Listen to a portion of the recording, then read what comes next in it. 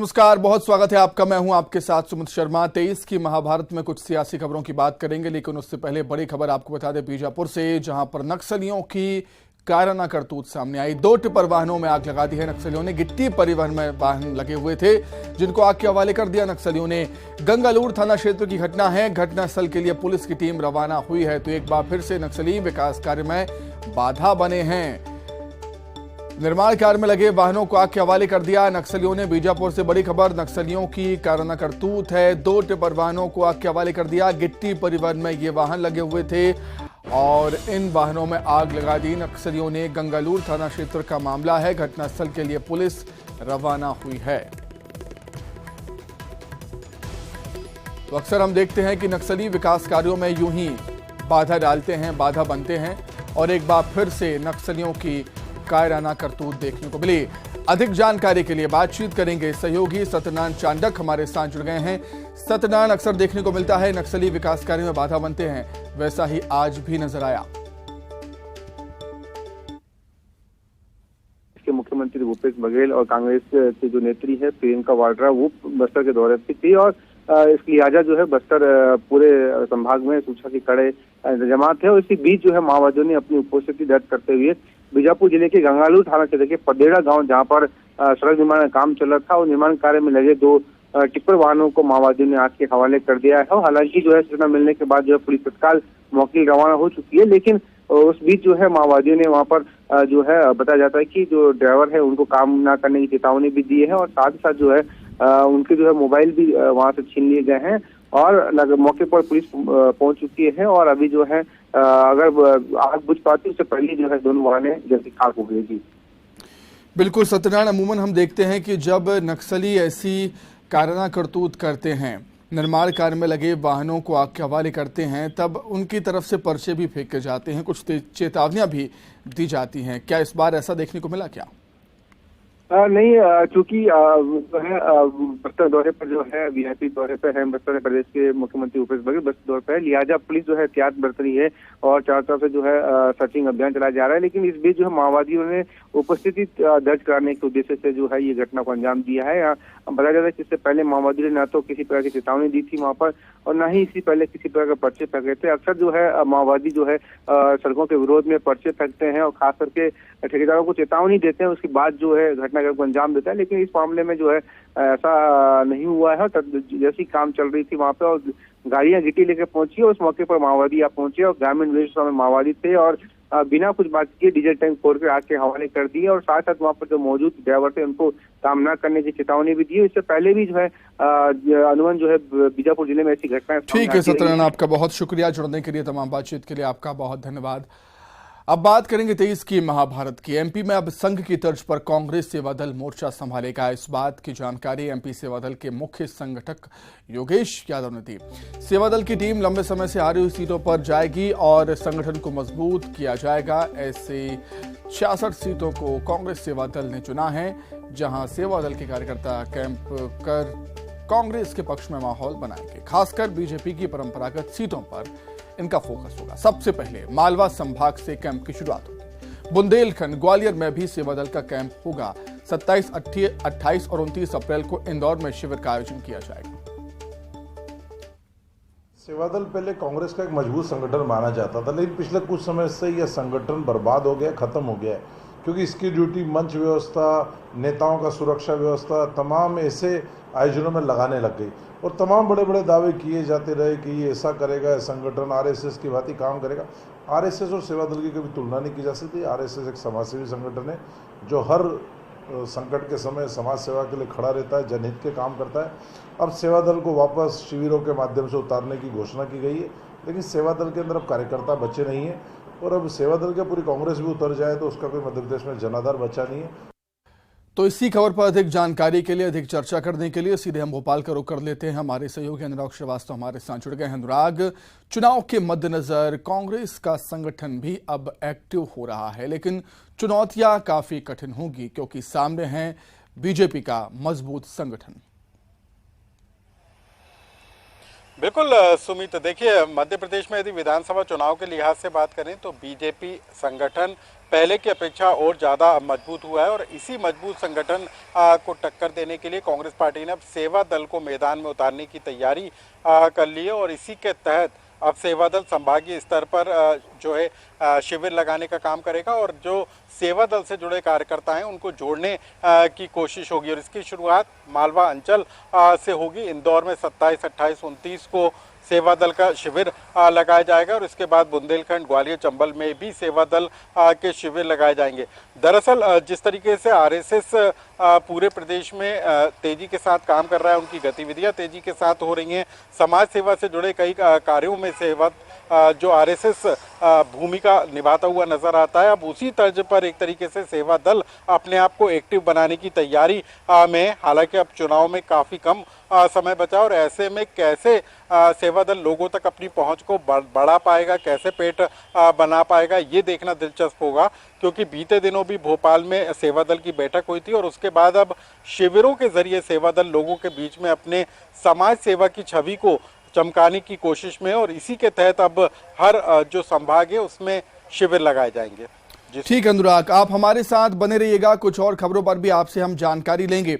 आगे बढ़ते हैं। चुनावी साल में एमपी में बीजेपी और कांग्रेस के बीच वार पलटवार का दौर लगातार जारी है। दिग्विजय सिंह के सूट वाले बयान पर गृहमंत्री अमित शाह ने निशाना साधा। गृहमंत्री अमित शाह ने कहा है कि दिग्विजय सिंह ने पूरी कांग्रेस को धिड़का रख दिया। पिछले कई दिनों से दिग्विजय सिंह इसी तरह का बयान दे रहे हैं। वहीं अमित शाह ने कांग्रेस के चुनावी प्रबंधन को लेकर भी हमला बोला है। निजी कंपनी को चुनावी प्रबंधन सौंपने पर तंज कसा। गृह मंत्री ने कहा कि इससे ये साफ हो जाता है कि अब कांग्रेस के पास कार्यकर्ता नहीं बचे हैं, इसलिए चुनावी प्रबंधन का काम प्रोफेशनल्स कंपनी को सौंपे गए। कांग्रेस की अंतर्कलह है, अकेले उनकी बात आप न कीजिए। आप आदरणीय अरुण यादव जी का बयान देख लीजिए, लगातार आ रहे बयान उनके सुन लीजिए। मध्य प्रदेश के जो अन्य नेता हैं आप उनके बयान देख लीजिए। कांग्रेस अंतर्कलह से जूझ रही है। पूरे के पूरे कांग्रेस के अंदर भगदड़ का माहौल है। एक बात तो सिद्ध हो गई कि अब कांग्रेस चुनाव नहीं लड़ने वाली, कंपनियां चुनाव लड़ेंगी। इनके पास कार्यकर्ता बचा नहीं है। अब कंपनियों से काम चलेगा ये, अब एजेंसियों से कांग्रेस काम चलाने वाली है। रणनीतिकार भी एजेंसी वाले आने वाले हैं। दरअसल क्या है कि जब सियार, हिरन, लोमड़ी, अन्य इस तरह के जो भी जानवर एक घाट पर पानी पी रहे हों तो ये मान लेना चाहिए कि दूसरे घाट पर शेर है। मोदी जी की सुनामी चल रही है और ये सब जानते हैं कि उड़ जाएंगे, इसलिए एक दूसरे का हाथ पकड़ लो। विज्ञान का सिद्धांत है कि जब कोई फ्यूज सर्किट होता है वो दूसरे सर्किट को भी फ्यूज कर देता है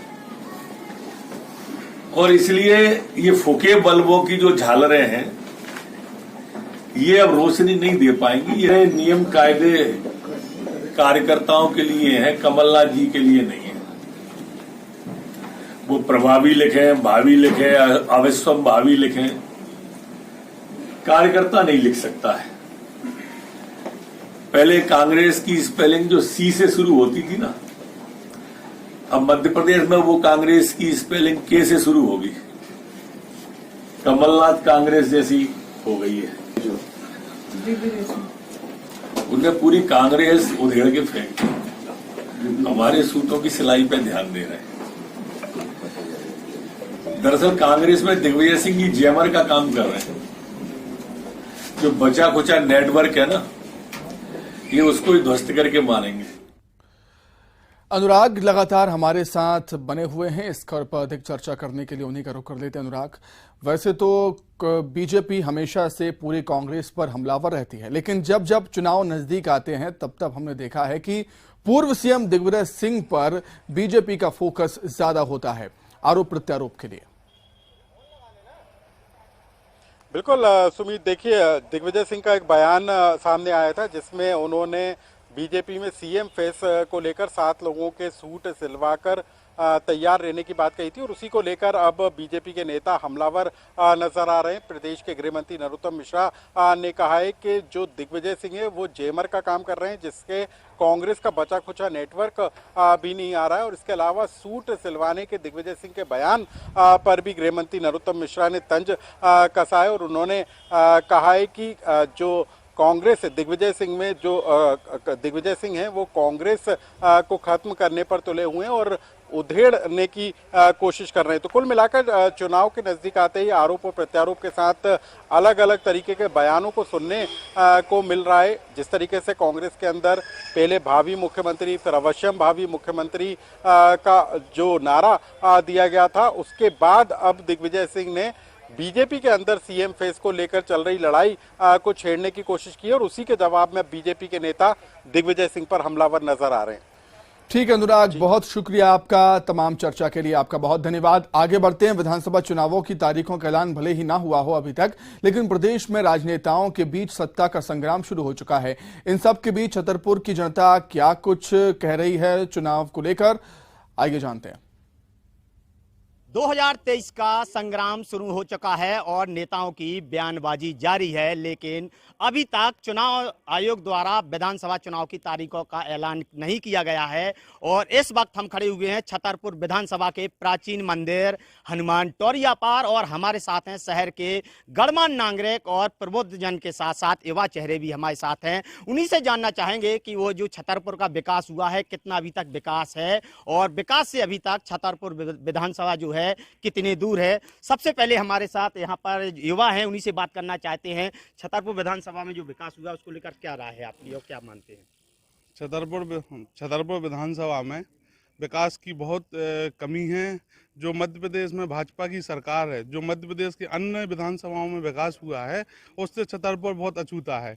जैसे कि हमारे यहाँ मेडिकल कॉलेज ना होना और मूलभूत सुविधाएं जो नगर पालिका के द्वारा कई जैसे नल के कनेक्शन और छोट मोट बहुत समस्याएं हैं। रोड की समस्या है, सीसी की समस्या है, पानी भी अभी सही जगह नहीं पहुंच पा रहा है सभी वार्डों में। तो हमारा ये मूलभूत सुविधाएं जैसे हमारा यहाँ हॉस्पिटल है तो हॉस्पिटल में अव्यवस्थाएं, स्वास्थ्य के संबंध में भी, विकास के संबंध में आप गाँव में मोहल्ले में चले जाएँ तो कहीं सीसी रोड की भी तो नगर पालिका के द्वारा भी बहुत कम विकास किया गया और विधानसभा में तो बिल्कुल विकास बहुत दूर है विकास में। देखिए बिल्कुल जिस तरीके से हमें बता रहे थे, उनका कहना है कि जो मूलभूत सुविधाएं हैं उनका अभाव अभी भी बना हुआ है। हालांकि यह जो सीट है भाजपा की परंपरागत सीट रही है और पिछला जो चुनाव हुआ था उसमें कांग्रेस के पाले में सीट गई हुई थी। और हमारे साथ वरिष्ठ जन है, उनसे पूछते हैं आपकी क्या राय है? हमारी राय तो ये है कि अप्रैल से 180 रुपया बिल लगना है और 2 बाल्टी पानी आ रहा है 8 दिन से। टाइम से नल नहीं खुलता है। 2 डिब्बा पानी में 180 रुपये लगेंगे तो हमको तो बाजार से 10 डिब्बा पानी मिल जाएगा 180 रुपये में। पूरे छतरपुर में इनने ऐलान तो करा के 180 रुपये करना चाहिए बिल। आम जनता को बताते नहीं है, अपने आगे सबरे कानून नियम बना लेते हैं। गरीब जनता को 180 रुपये में पानी और 50 रुपये प्लांटी है उस पर। लेकिन यहाँ नगर पालिका अध्यक्ष वो तो सत्ताधारी पार्टी का है। हाँ तो है, तो इसीलिए तो सब मनमानी होना है। देखिए बिल्कुल कहीं ना कहीं सत्ता पर आरोप लग रहे हैं कि मनमाफिक तरीके से वह बिलों को बढ़ा रहे हैं। पानी की जो रियायत दर है उसको बढ़ाया गया है। शहर के लोग परेशान हैं। हमारे साथ और भी लोग हैं। आप बताइए गिरजा जी, आपका बहुत स्वागत है। किस तरह से आप देखते हैं भाजपा के डेवलपमेंट को और अभी तक क्या होना चाहिए? बहुत बहुत धन्यवाद न्यूज़ 18 मध्य प्रदेश चैनल और नरेंद्र भाई आपको भी बहुत बहुत धन्यवाद। आज आप विधानसभा के मुद्दे को लेकर यहाँ डिबेट कर रहे हैं, आपका बहुत बहुत धन्यवाद। जहाँ तक छतरपुर विधानसभा की बात कहें तो अभी पिछले इस 5 वर्ष में कांग्रेस की विधानसभा रही है और विधानसभा के पूरे क्षेत्र में कहीं ना कहीं विकास से अछूता रह गया है हमारा छतरपुर। हम चाहेंगे कि अपनी जो विधानसभा में जो भी गांव ग्राम आते हैं, नगर आते हैं, वार्ड आते हैं, उनमें अच्छा विकास हो। और सबसे बड़ी समस्या है ट्रैफिक की। अभी तक इतने भी विधानसभा चाहे भाजपा की हो चाहे कांग्रेस की हो, सबसे बड़ा मुद्दा है ट्रैफिक दूर नहीं हो पा रहा है। ट्रैफिक एक बड़ी वजह निकल के आई है। यहाँ की मूलभूत सुविधाओं के साथ साथ यहाँ पर एक जो आवागमन की सुविधा है वो यहाँ पर निश्चित किसी भी तरह का कोई रोड मैप या रिंग रोड की सौगात अभी तक नहीं दी गई है, जिसको लेकर लगातार हादसे भी हो सकते हैं। गुरु, आप बताइए क्या जो हैवी ट्रैफिक है, कैसे लोग परेशान है शहर के? अब हैवी ट्रैफिक का तो ऐसा है, आप बस स्टैंड से निकलने में ही आपको लगभग आध घंटा लग जाएगा। अगर आप कहीं बहुत जल्दी जाना चाहते हैं तो आप वहाँ देख सकते हैं जाम की स्थिति पूरी बस स्टैंड पर जैसा लोगों ने कब्जा कर रखा है। और नगर पालिका इसमें सहभागी भी है, क्योंकि नगर पालिका ना तो वहाँ से किसी प्रकार की सुविधा किसी को देती है। शौचालय के बाहर ठिलियाँ आप देख सकते हो, बसों के आगे ठिलियाँ आप देख सकते हो। इसके बाद मनमाने तरकीब से ई रिक्शा, टैक्सी और ये बसें सब खड़ी हो जाती हैं। बसों को एक तारतम्य में उन्हें अपने स्थान पर ही होना चाहिए, मगर आप देखो कुछ बसों का संचालन प्राइवेट तरीके से अपनी अपनी जगह से किया जाता है, जिसका हमारे यहाँ की पब्लिक को उसका खामियाजा भुगतना पड़ता है। दूसरा, आपने देखा होगा हमारा जो फव्वारा चौक है, इसको कम से कम 10 बार लोगों ने मिटाया और बनाया। नगर पालिका का कोई ध्यान शोर नहीं है। सिर्फ नगर पालिका का काम है कि रुपए और राजस्व कहाँ से प्राप्त हो। नूरा कुश्ती चल रही है इन लोगों में। ये बैठ जरूर गए हैं सत्ता में भाजपा के लोग वहाँ पे, मगर ना तो अध्यक्ष की कोई सुनवाई है और ना वहाँ पे अधिकारियों की कोई सुनवाई है इन लोगों। देखिए, बिल्कुल कहीं ना कहीं जनता की आवाज को दबाया जा रहा है, जनता की नहीं सुनी जा रही है। हमारे साथ युवा चेहरा है। अभिलेख जी, आप बताइए पूरे कार्यकाल को कांग्रेस विधायक के किस तरह से देखते हो? पिछले जो भाजपा के कार्यकाल रहे हैं उसमें कहाँ कमी रही है जो कांग्रेस के विधायक पूरा नहीं कर पाए? देखिए, साफ बात है कि मध्य प्रदेश में विगत 15 वर्षों से कहे या 20 वर्षों से भाजपा की सरकार है, और भाजपा की सरकार होने के बावजूद भी जिले के साथ एक पक्षपातपूर्ण रवैया अपनाया गया है।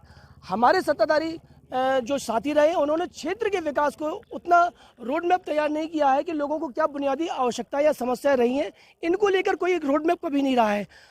कांग्रेस के विधायक आने के बाद उन्होंने आम जनमानस को एक सुविधा उत्पन्न कराने का प्रयास किया है कि लोगों को छोटे छोटे कार्यों में असुविधा ना हो, और इसके लिए उन्होंने बराबर 5 वर्ष जनता के बीच में कार्य किए हैं। यहाँ तक अभी कुछ दिनों पहले स्वास्थ्य शिविर भी अपनाया गया था।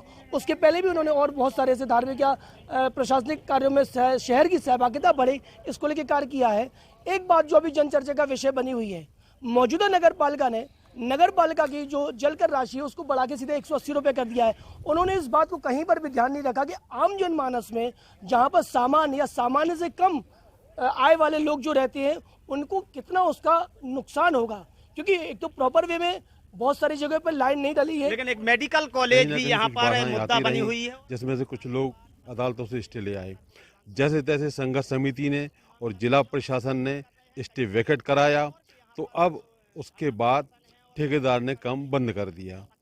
जब ठेकेदार ने काम बंद कर दिया तो ये जिला प्रशासन का, स्थानीय राजनीतिकों का ये कर्तव्य बनता है कि वो राज्य सरकार पर दबाव डालकर या तो पुनः टेंडर कराएं या उसी ठेकेदार पर दबाव डालकर उसका काम शुरू कराएं। तो एक आने वाले चुनाव में ये मुद्दा बनेगी क्या मेडिकल ये बहुत बड़ा मुद्दा बनेगा।